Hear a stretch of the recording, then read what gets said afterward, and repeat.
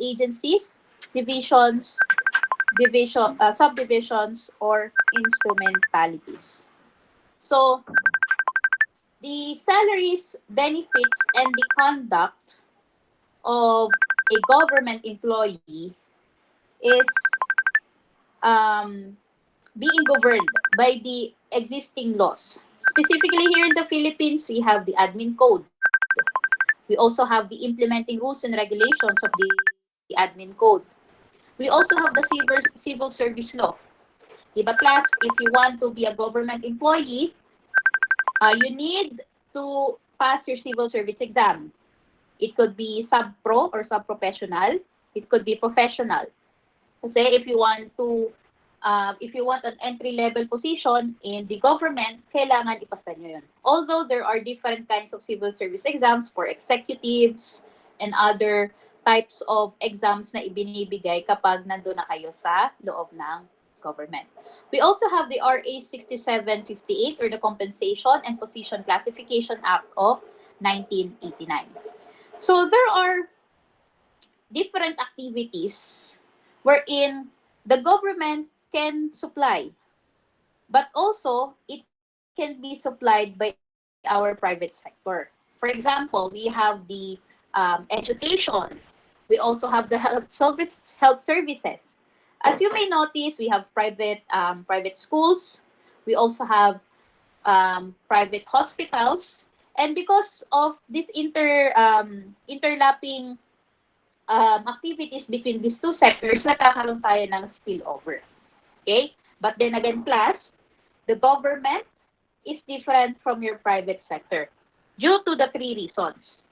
It could be due to your government supplies. It could be through the objective of the government, as well as the wage setting constraints. The first one is the government supplies.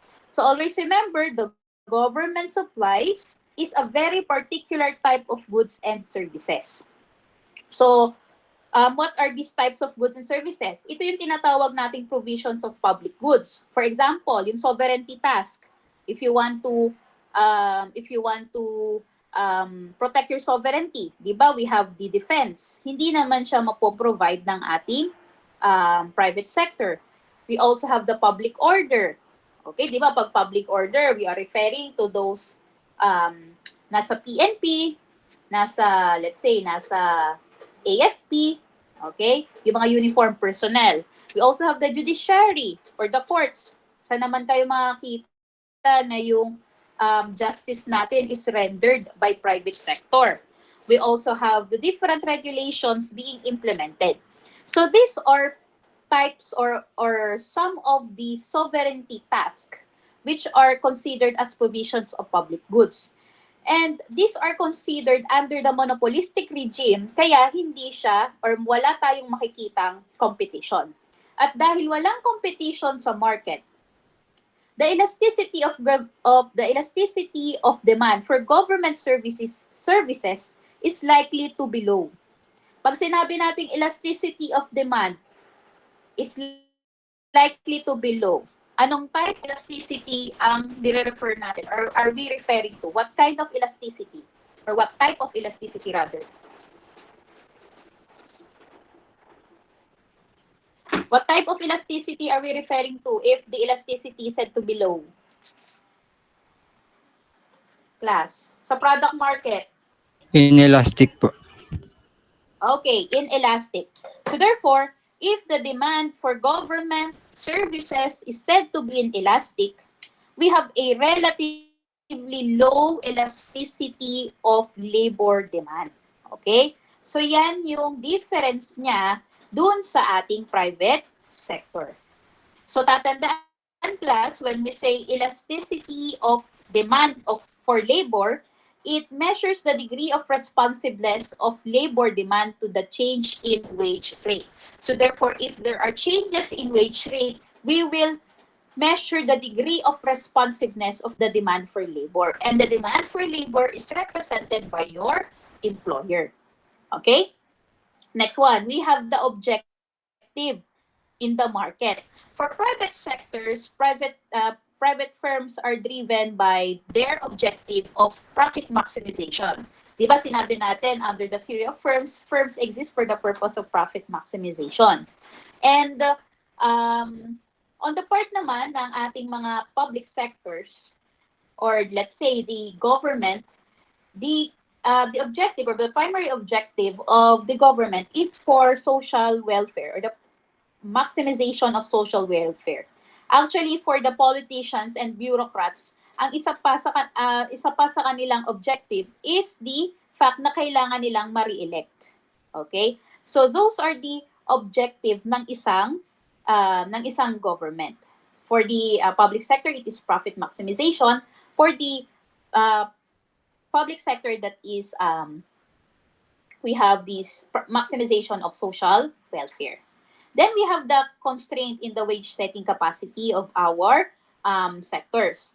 In the wage setting capacity of our private sector, the constraints is the amount of the labor demand and the labor supply. Kasi nga, di ba, ang ating wage is determined by the labor demand and labor supply. Unlike in your government wherein, it is constrained by the government fiscal space, or let's say the laws being implemented. For example, in the government employees, the wage can be determined through a law enacted by the Congress, such as the salary standardization law. Okay, di-discuss ko yan maya-maya. Okay? So that is for your wage setting capacity. And class, the laws being implemented by the government is or can affect the wage setting capacity of our private sector. So therefore, we can say that the government can influence our private sector. Let's say through the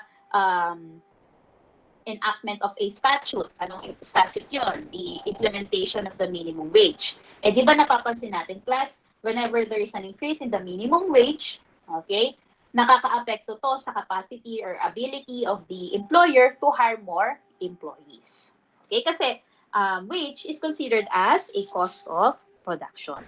And since I've mentioned about wage determination in the government sector, okay, the government is different type of employer, but also because the union structure and institutional government in which wage setting occur, so of course, do differ from those of the private sector. So I've mentioned, class, that the wage of the employees are being determined by a law. So, as of today, ang law na nagde-determine ng ating salary for the government employees ay yung ating Salary Standardization Law, which also known as Republic Act number 11466, which was enacted by the national government to adjust the salaries of the government employees. So the adjustment was carried out from January 1, 2020 to January 1, 2023. Okay, class, bakit ginawa to? Kasi before January 1, 2020, or before the enactment of this law, medyo hindi competitive yung ating salary ng mga government employee. And napapansin siguro nila that marami ang mas gustong ma-employ sa private sector kumpara sa public sector. Okay, so that's why in-enact nila itong Salary Standardization Law. So paano nga ba dinidetermine ang isang wage or isang salary ng isang government employee? So tingnan natin to, class. Pinakita ko rin to sa sa BSE 40 kanina. Okay. So class, this is an example of the SSL tranche table. Okay? Dito natin madidetermine kung ano ba yung salary ng isang empleyado. So, nakikita nyo ba, class? Yes po. Okay. So, karaniwan, if you will enter the government, especially kung ang gusto nyong item or position ay economist, okay? Ang entry level ng mga economist, okay, madalas sa mga government agency is, let's say, salary grade 12. Tingnan niyo yung 12. Okay. Yung salary grade 12, ang equivalent niyan is 29,165. Which means na monthly, ang kikitain mo or ang basic salary mo is 29,165. When you say basic salary, hindi pa nade-deduct yung tax, hindi pa nade-deduct yung GSIS, hindi pa nade-deduct yung PhilHealth at pag-ibig. Okay? So, sa salary grade 12 na yan, dadagdagan pa yan ng 2,000 as your pera or yung allowance. Kasi kung sa private sector may tinatawag na COLA, okay, cost of living allowance, sa government tinatawag na pera. Additional allowance yun for 2,000. So, let's say 29,000 plus another 2,000. So, 31,000 yung iyong salary.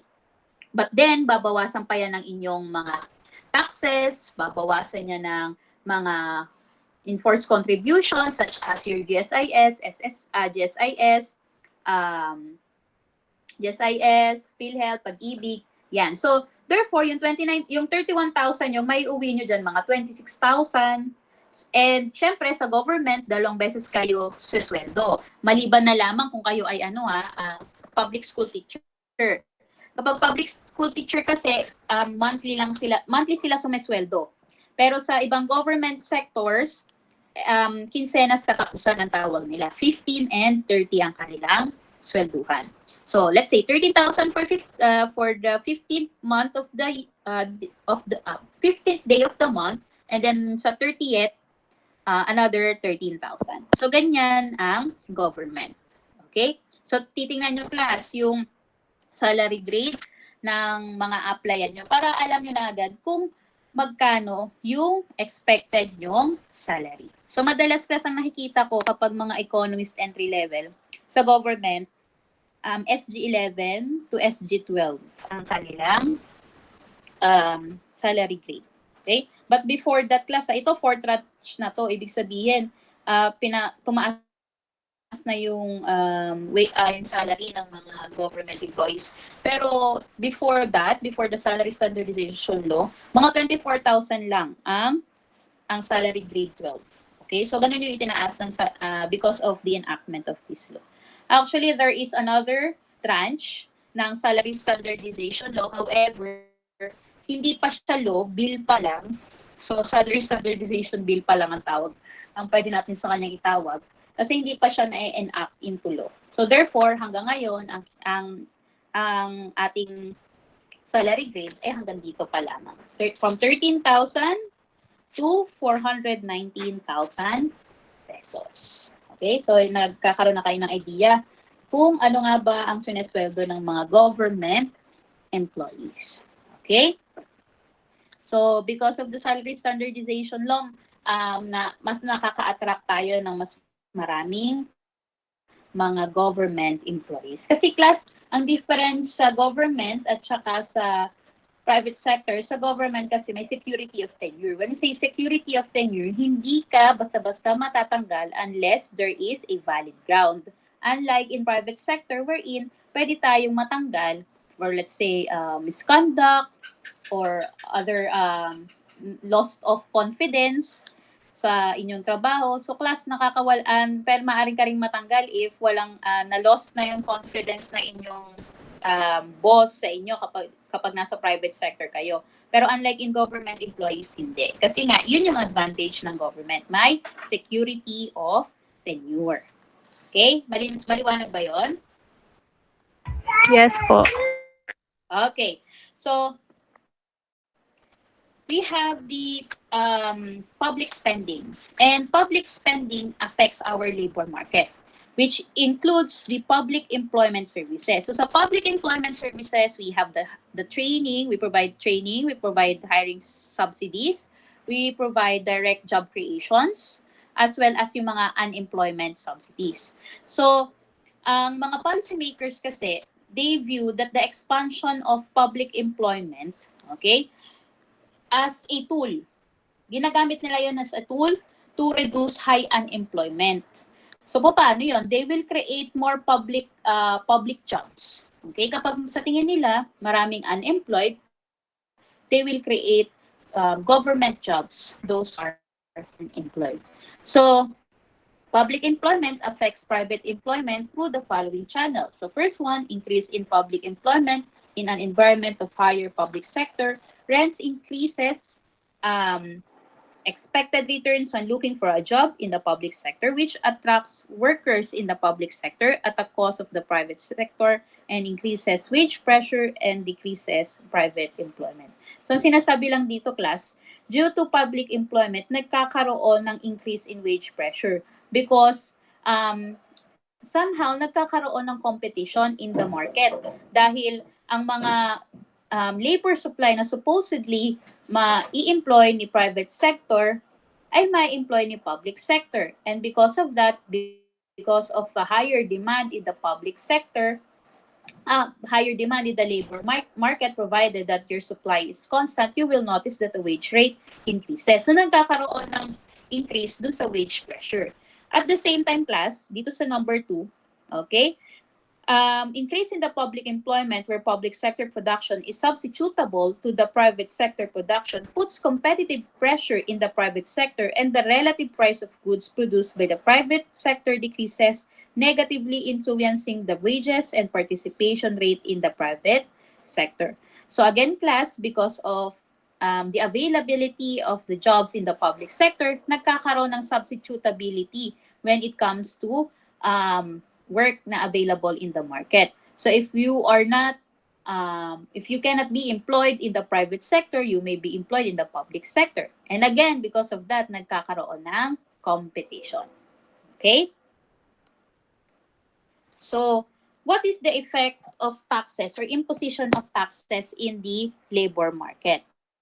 So again, class, when we say tax, that is the lifeblood of the government, and the government cannot defray its necessary expenses without its taxes.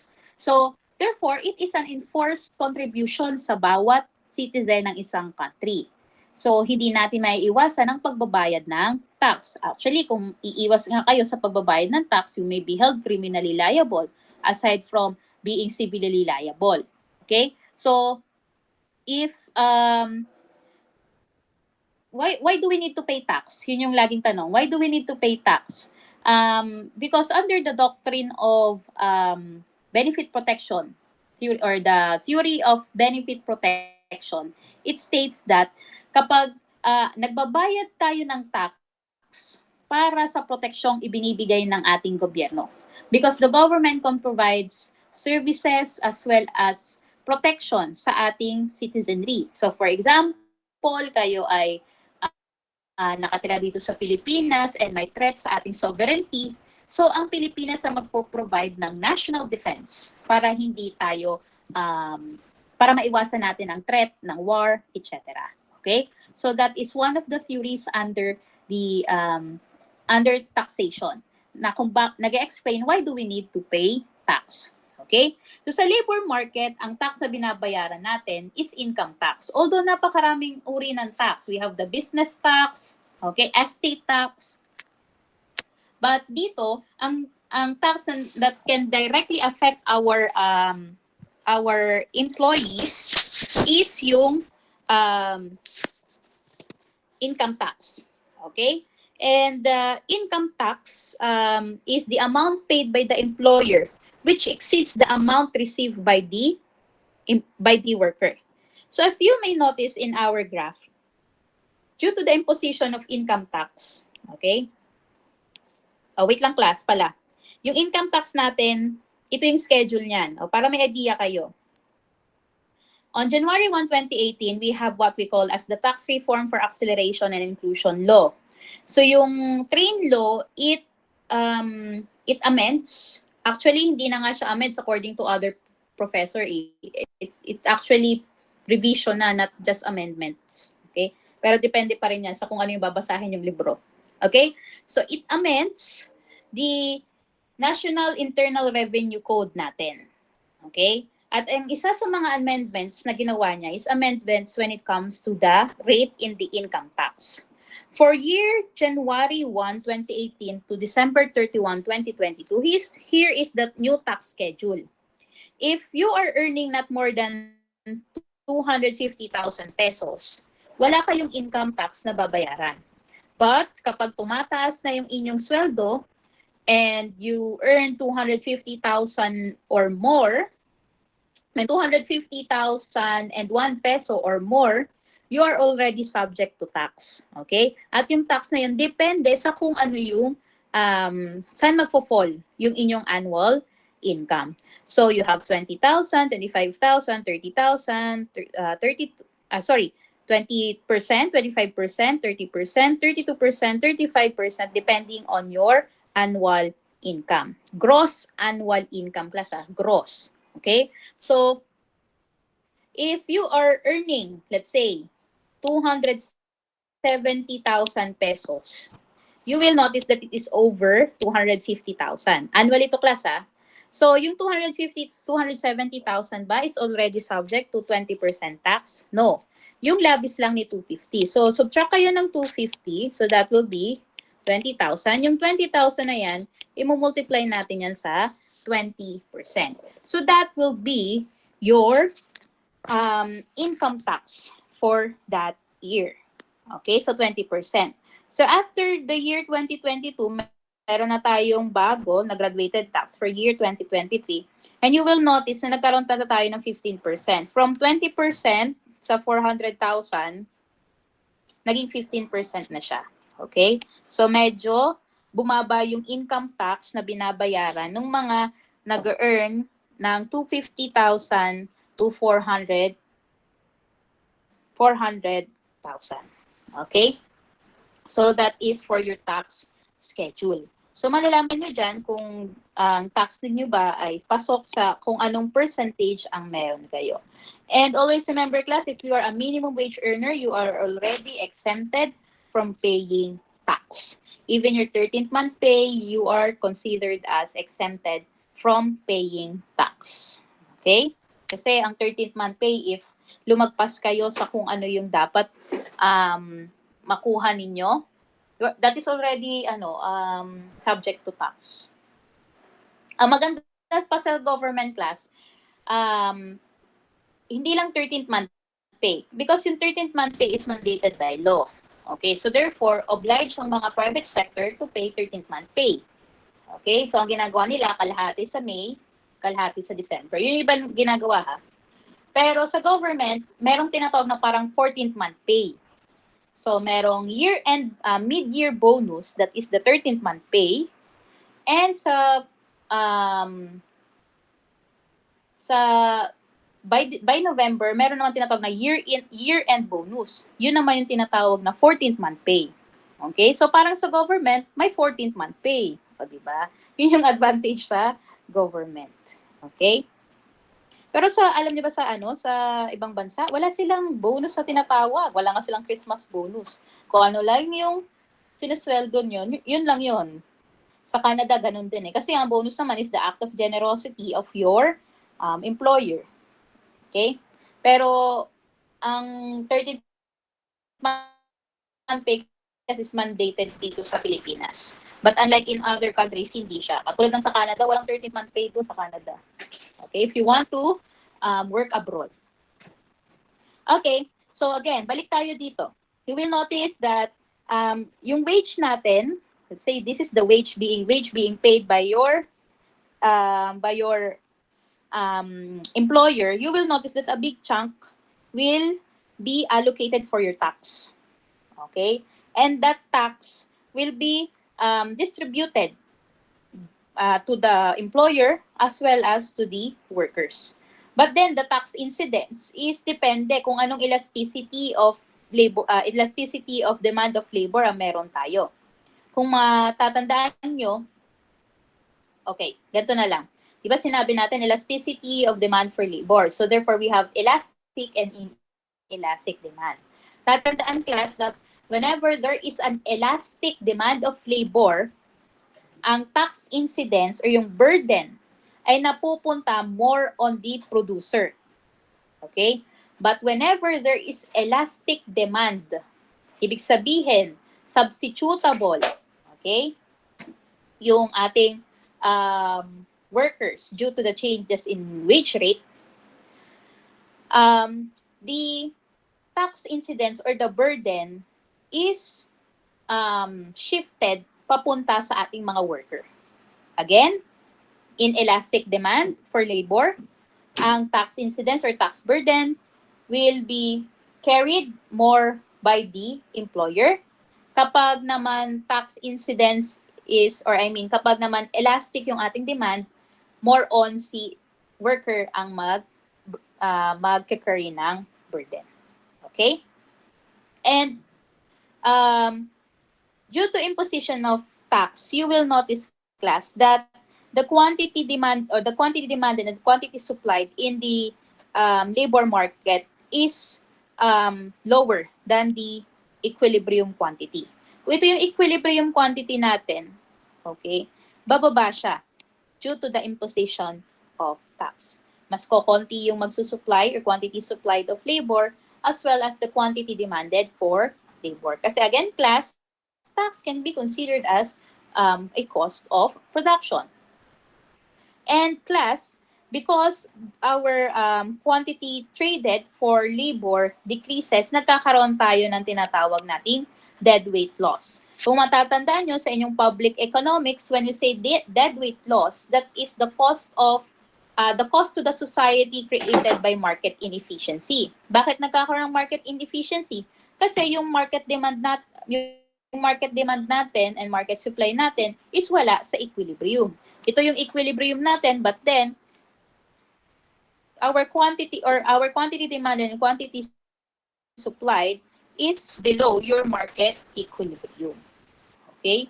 So that's why nagkakaroon ng tinatawag nating deadweight loss or the cost to the society due to market inefficiency.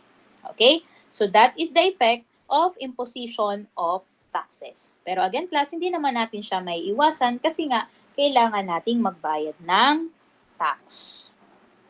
Okay. Let's discuss labor productivity and labor share of national income. So when we say labor productivity, it has been defined as the value that each employed person creates per unit of their input. So when we say labor productivity, we can compute such by dividing the GDP at constant prices to your number of, or by dividing your GDP at constant prices by the number of employed persons. Ano ba yung GDP at constant prices? What do you mean by GDP at constant prices?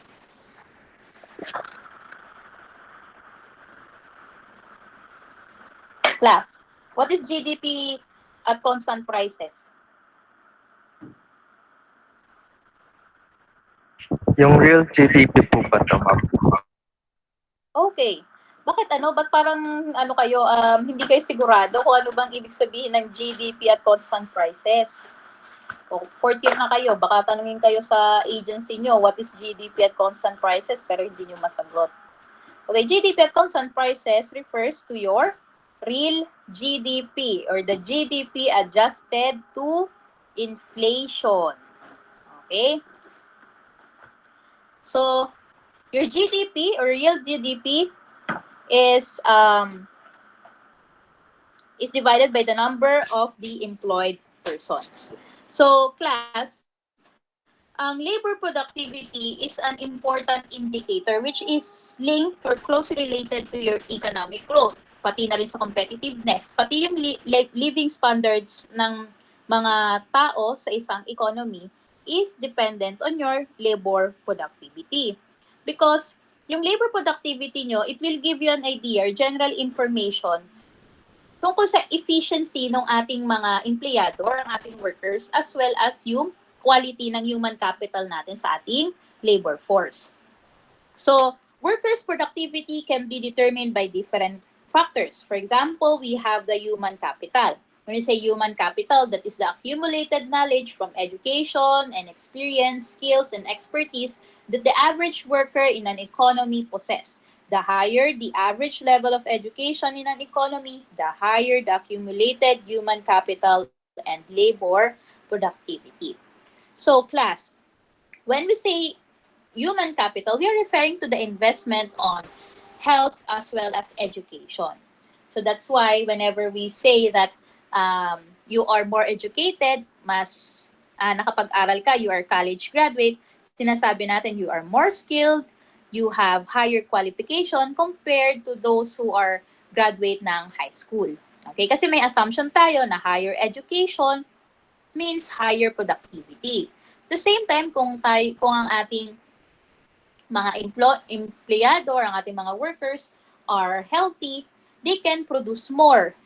They can produce faster. Okay? So that's why human capital is an important indicator or important factor for workers' productivity. We also have technological change or the combination of invention and the advancement in knowledge and innovation, which is putting that advance to use in a product or service. So the technological change, supposedly it should help our labor productivity. But then, because of the paradox of technology, nabanggit ko na to sa inyo that because of technology, napapalitan na ang ating labor, which is hindi dapat yun yung nangyayari. Okay? But then again, class, in this kind of aspect, we are referring to the technological change which can be which is a factor of the workers' productivity, which is supposedly your technological change will affect the productivity of your workers. Okay? Then economies of scale. Economies of scale is the cost advantages that industries obtain due to size. We also discussed this on your managerial economics, and as well as this was discussed on your microeconomics, that when we say economies of scale, there is an increase in the output while your average cost does not increase. So therefore, ibig sabihin lamang na nagiging efficient yung ating production.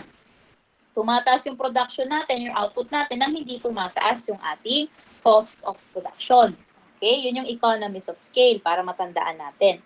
At kapag may economies of scale, there is efficiency at lumalaki at nagkakaroon ng expansion sa isang business. Again, the different factors that can determine your workers' productivity is human capital, technological change, and economies of scale. So class, if there is labor productivity, you will notice that the demand for labor also increases. And since the demand for labor increases, provided that your supply is constant, there is an increase in the real wage. And again, class, since there is labor productivity, okay, there is an assumption that the laborers produce more at a very short period of time. Mas mabilis kayong mag-produce, mas marami kayong napuproduce for a very short period of time. And because of that, our production possibility curve, okay, shifted upward or tumataas. And because of that, you will notice that the potential GDP or potential RGDP also increases. That's why sinasabi natin, whenever there is labor productivity, whenever there is an increase in the labor productivity, it will lead to higher gross domestic product. Okay? So, that is for your labor productivity. Pero class, may mga mababasa kayo na ibang mga papers, ibang studies that according to them, na ibang studies ng mga economists, according to them, labor productivity may lead to job loss. Bakit nagkakaroon ng job loss kapag tumataas yung increase in labor productivity? Kasi nabanggit ko kanina, kapag productive ang isang empleyado, mas malaki yung output na napuproduce niya at a very short period of time. And because of that, yung employer, mas iniisip niya na wag na lang mag-hire ng mas marami. Kung kayang mag-produce ng isang firm ng certain amount of good with 10 employees, hindi na siya may encourage na mag-hire pa ng mas maraming empleyado just to produce the amount of goods and services na kinakailangan nila. So, ang contention ng ibang economists, according to their studies, is that higher productivity may lead to job loss. Okay? Pero yung iba kasi sa ibang industry lang yan, napansin nila sa ibang industry ganito yung nangyayari. But kapag nasa manufacturing industry naman, nakikita nila okay naman, positive naman yung effect ng labor productivity sa ating employment rate. Okay, kaya kapag gagawa kayo ng study, ililimit nyo lang yung study nyo na itong study na to is limited lamang sa ganitong industry. Kasi maaaring sa industry ito, iba yung effect kumpara sa kung ano yung industry na usual na subject ng studies ng ibang economist. Okay? Nakukuha, class? Yes po. Okay. We have the labor share of national income. When we say labor share of national income, this is the amount of GDP paid out in wages, salaries, and benefits. So, ibig sabihin, when we say labor share of national income, ilang porsyento ng GDP ang napupunta sa wages, sa salaries, and benefits. And to compute for your labor share of income, we have all wages paid to all labor divided by the output produced by an economy. So according to the study of the Asian Development Bank, across the economies in the world, napansin nila na nagkakaroon ng decline sa labor share of national income. Which means na kahit tumataas yung economic growth na isang bansa, yung labor share ng mga workers sa GDP ay bumababa. Okay? Or hindi tumataas rather. Katulad nung nangyari nung year 2012 to 2016. You will notice that we are the fastest growing economy in Asia. Actually, nag-number 1 pa tayo, second ang Vietnam in year 2015. But then, kapag tinatanong nyo yung mga ordinaryong workers kung nararamdaman nila, sabihin nila hindi. Because, mababa pa rin yung kanilang sweldo. So, according to the Asian Development Bank, the workers are not receiving fair shares of the income than what they are producing. Okay, so hopefully, masolusyonan din natin yung ganyang problem. Okay, we have the concept of employment and unemployment. So we already discussed the definition of employment, the proportion of employed persons to the total labor force. We also have the concept of unemployed persons, which refers to the labor force who are without work, currently available for work, seeking for work, or not seeking for work because of the belief that there is no work available, or awaiting results of previous job application, or because of temporary illness or disability, bad weather, or waiting for a hire or job recall. So I already discussed this class nung mga nakaraang araw or last year. We have different types of unemployment. Ang hindi ko lang na-discuss itong seasonal unemployment class. Seasonal unemployment is brought about by the changes in season. So, kasi yung trabaho is available lang seasonally. For example, yung mga farmers na walang sariling lupa. So, nakikifarm lang sila sa mga landlords. So, tinatawag sila during season na kailangan mag-plant ng rice, yung pagtatalok. Pag tapos na yung pagtatalok, babalik na ulit sila during the harvesting season. So, during those times na wala silang trabaho sa farm, they are considered as seasonally unemployed. Okay?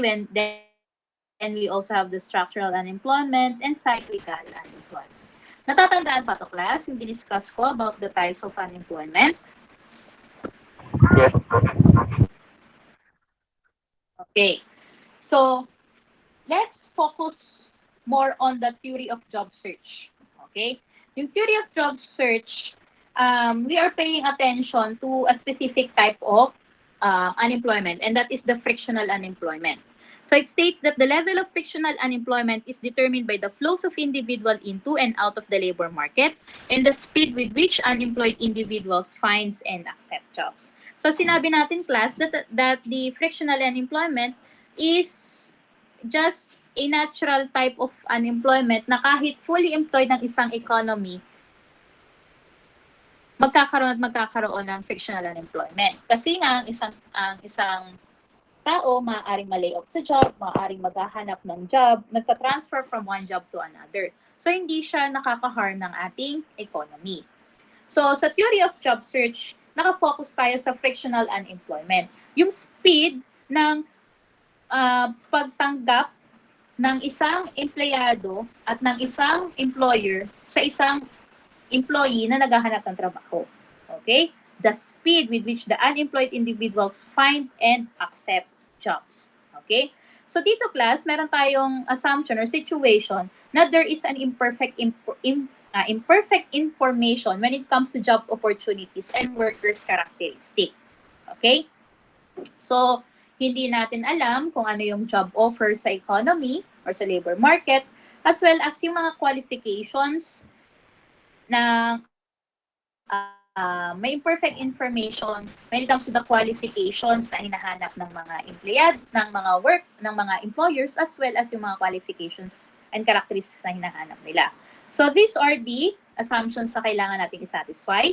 Wages or W are associated with the characteristics of jobs, not the characteristics of the individuals. Employers differ in the set of minimum hiring standards they use. So for example, the educational requirement, the job training, the work's experience, and the performance on hiring. We also have the set of attributes, characteristics that can be represented by K or your K. Ito yon, K class. Ito yung x-axis nyo, that is your K, and your F or the function of your wage is your y-axis. Okay? Then, associated with each job as a wage, which means that wage is a function of the required skills, and wage is an increasing function of K. Therefore, if two employers use the same K, they will offer the same W. Okay. So, ganito lang ang class. Since there is an imperfect information in the market, we will assume that it is normally distributed or it is distributed here in our Cartesian plane.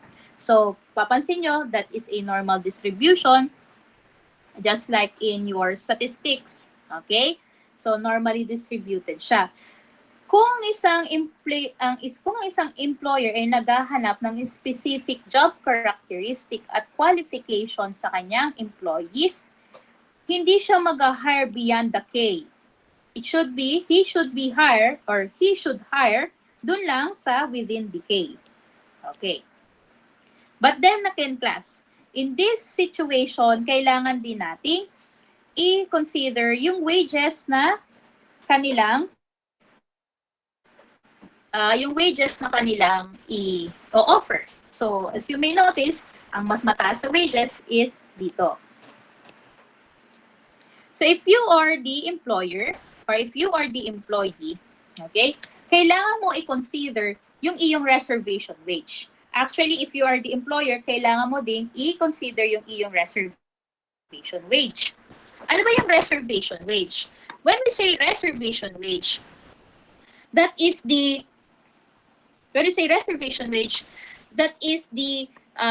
amount that the value, okay? The value that a worker places on an hour of lost leisure.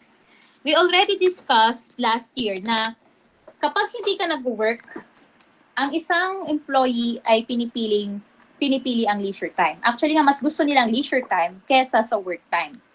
And para sa kanila, dahil mas mahalaga ang leisure time kesa sa work time, kung isa-sacrifice ko ang work time, kung isa-sacrifice ko ang leisure time ko sa work time ko, kailangan equivalent or higher yung value ni work time kesa kay leisure time. So, paano natin malalaman yung value? Through the wage.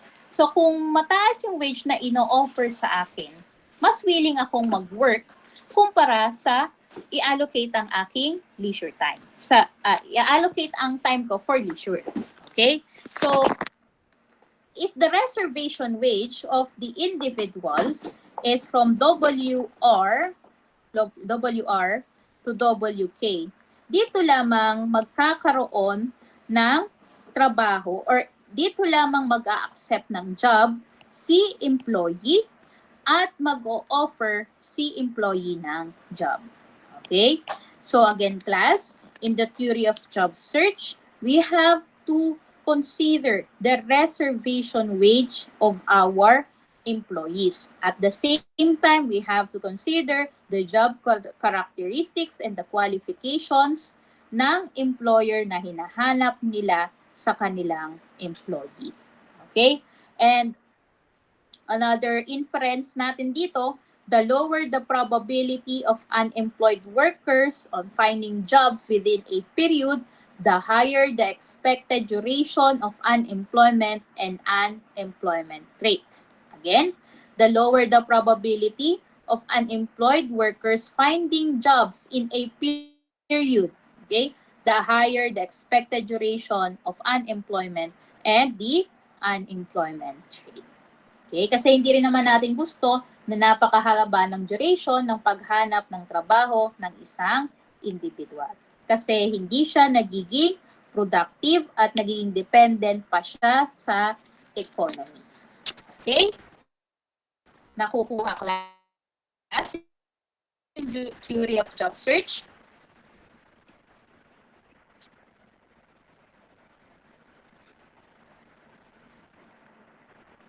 Wala ba akong kausap dito, class? Yes po, ma'am.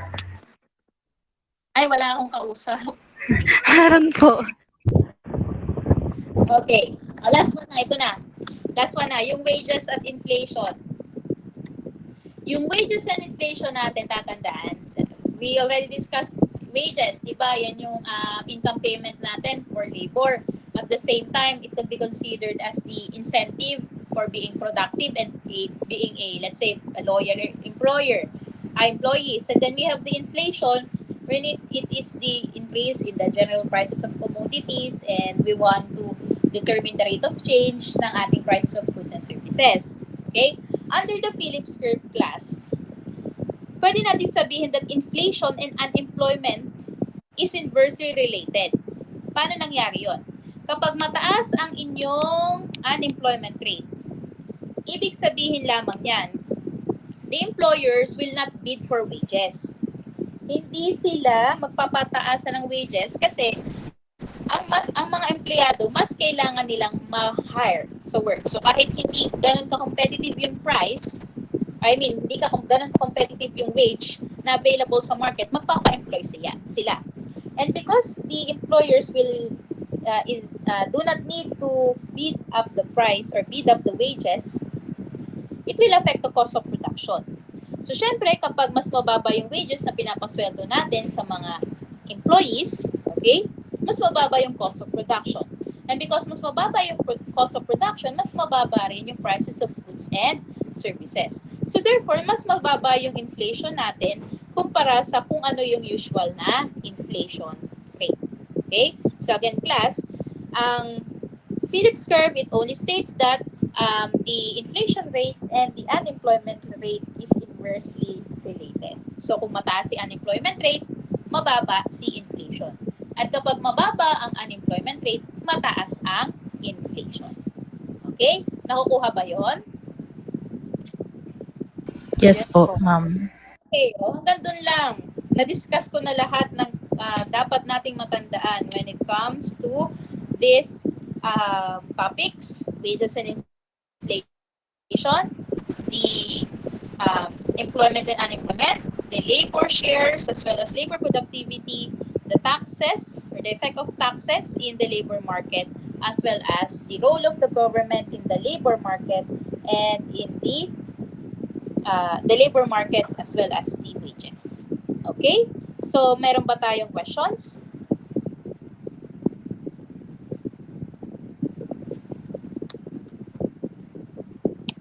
May questions pa tayo, class?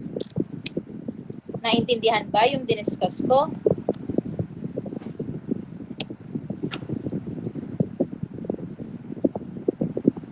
Okay. So, kung wala na tayong questions, class, okay, next week, Saturday na lang. Okay? Saturday na lang, that will be on the 27th of January. You will take your second quiz. And then,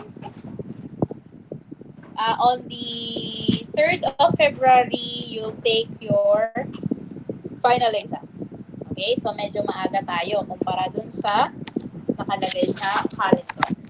Okay? Kasi, although dineclare ni BBM na February 9 ang holiday, February February 10 is still the Chinese New Year. Okay?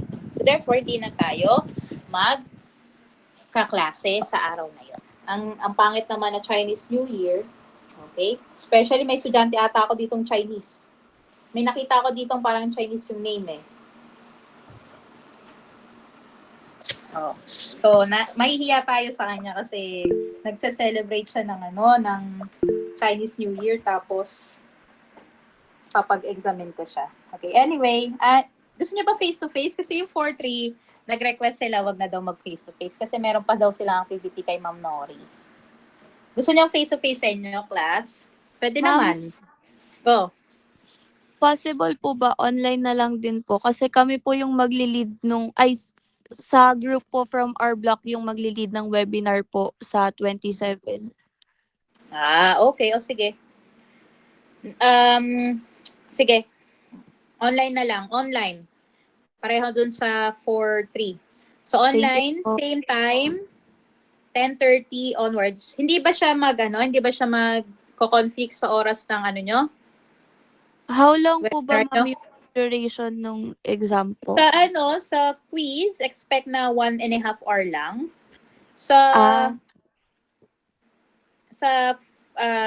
final exam, expect na 2 hours to 3 hours. 3 p.m. naman po yung... Okay. So, pwede naman tayong mag-conduct ng exam at 10:30 sa January 27. Yes po. Okay. O, sige. O, ganun na lang. January 27 will be your last quiz. Galingan ninyo. Although, hindi ko pa na-check yung exam nyo last time, kasi ang dami namin ginagawang report ngayong this past few weeks kasi nga on the first month ng taon, laging maraming reports na ipinapasa. Kaya hindi ko rin kayo nami-meet during Fridays. At nami-meet ko lang kayo during Saturdays. So on the 27th, we'll have your last quiz, 10:30 onwards. Expect that is about 1 hour and 30 minutes. Kung may kailangan i-compute, may i-compute. Kung kailangan, pero I'll make sure na more on multiple choices na lang. Kasi nahihirapan akong magbasa ng essay. Okay? Pero pag may mga jurisprudence ako na sa tingin ko is kailangan nyo explain para malaman ko o mabasa ko kung paano kayo mag-argue, siguro lagyan ko ng essay. Basta expect all types of exam na lang at mag-aral kayo mabuti. Especially may mga binibigay ako sa inyo class na mga readings, basahin nyo siya. Baka kasi biglang lumabas. Okay? So wala na tayong questions? Ma'am, regarding Yes. po sa attendance, na-late po ako kanina. O bakit lagi kang late? Hindi, ma'am, ngayon lang po ako na-late. Kasi po, Ba't nung nakaraan, na-attend po ako. Na? Na-attend po ako ng webinar. Webinar Opo. ng, yan ba yung Webinar ng? 3-3 po ba yun? Yung econ vision. 4-3. Okay. So, again, ulitin natin we have Colmo. Colmo, nandito? Nandito po, ma'am.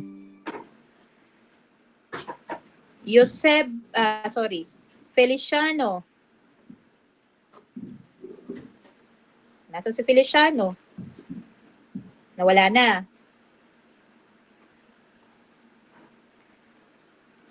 How about Manalastas? Present po. Okay. Nasan ka, Feliciano? Bakit nagchat-chat ka lang? Bakit nagloloko yung mga mics nyo? And then, Nazario. Nandito ba si Nazario? Rehistos.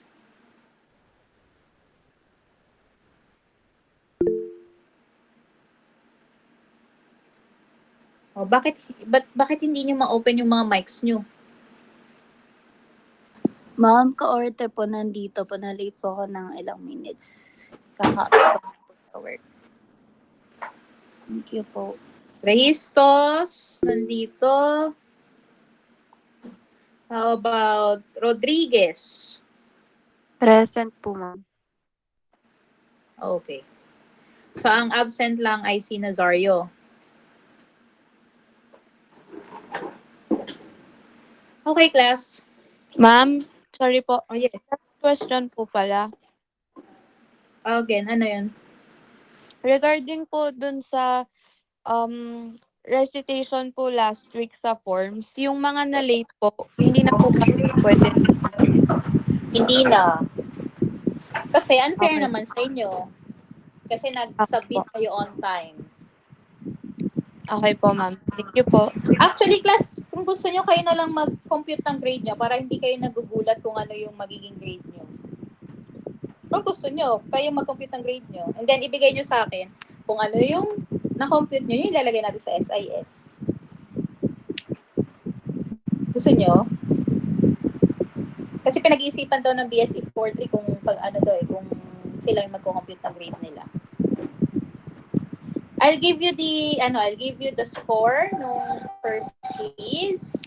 And I already gave you the score for your recitation. And I will give you the result for your quiz 2. Actually, kapag katapos yung ma-click in yung inyong masubmit yung inyong score, yung exam nyo, automatic lalabas na yun. Unless nakalimutan kong i-click yung automatic na magre-reflect. And then yung final exam.